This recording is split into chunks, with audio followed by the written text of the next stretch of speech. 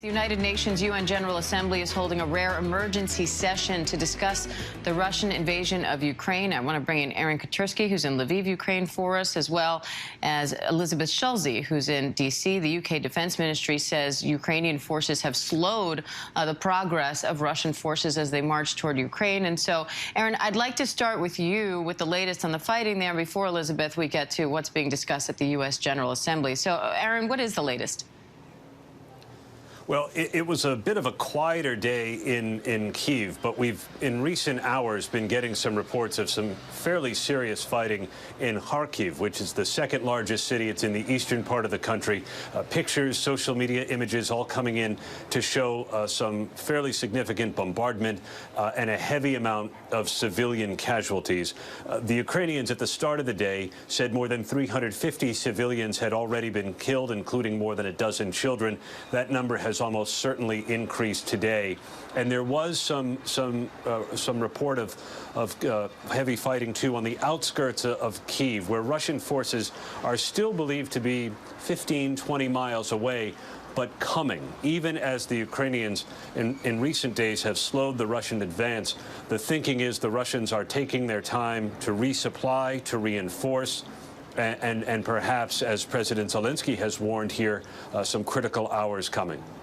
And Elizabeth, we've been monitoring that UN General Assembly emergency session. We heard from the representative of Ukraine calling on the UN to join, to rally behind Ukraine against Russia and condemn these actions. And now the Russian representative echoing statements that we've heard from Russia leading up to this, accusing the Ukrainian government, or at least in areas of the Donbas region, of genocide and other atrocities, and essentially saying that this action is justified. So what stands out to you so far from what's been said?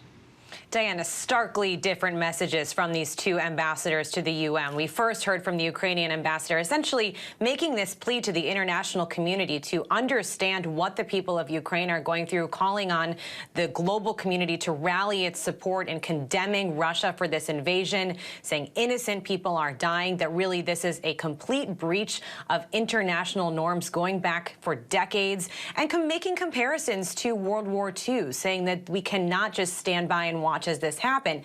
Then we heard from the ambassador from Russia, who was on a completely separate page, repeating a lot of what we've heard from Russian state media, that this attack was not provoked, that they were defending their own territories and those separatist territories, that they are responding because this is what the Ukrainian people want, which of course is the opposite message that President Zelensky has been making, and really making the point of saying that, you know, the UN is trying to delegitimize this whole kind of effort that Russia is undergoing.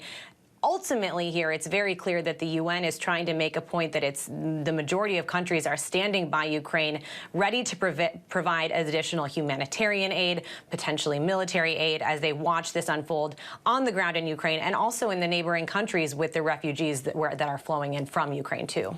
And Aaron, while this is all happening, Ukrainian delegates are also holding talks with Russian negotiators. So what's the latest on that?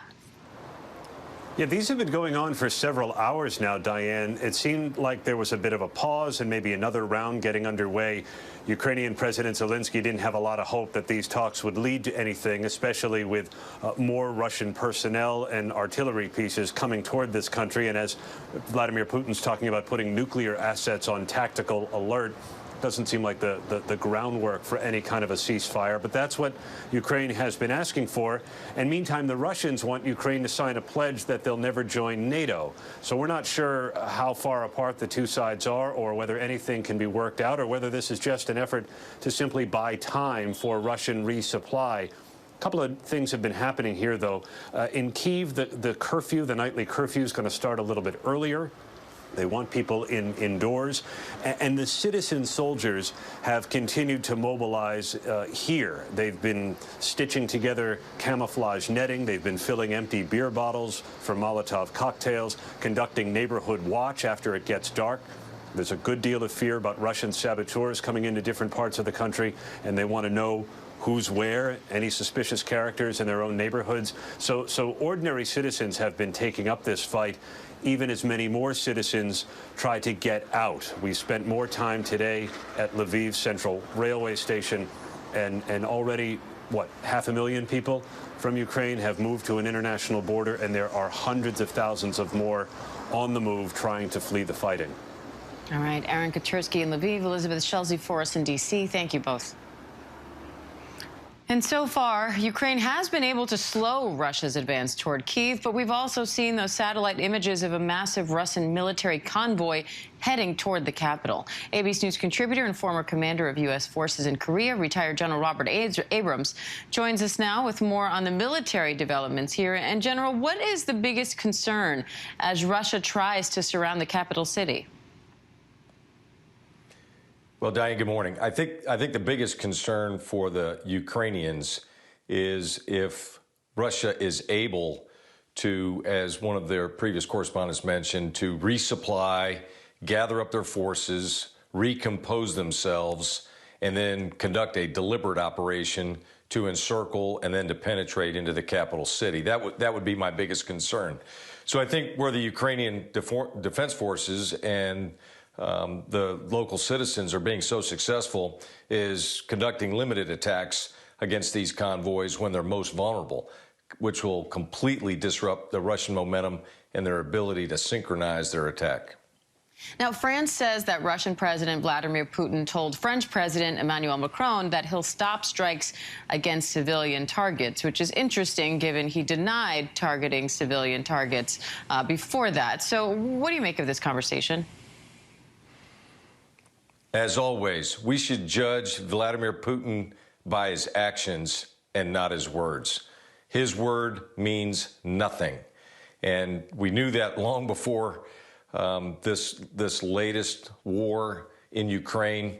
But just look no further than the last 2 weeks where he promised there would be no invasion of Ukraine. And here we are on day 5 of what is a war. This is not a special operation. This is a war against the Ukrainian people.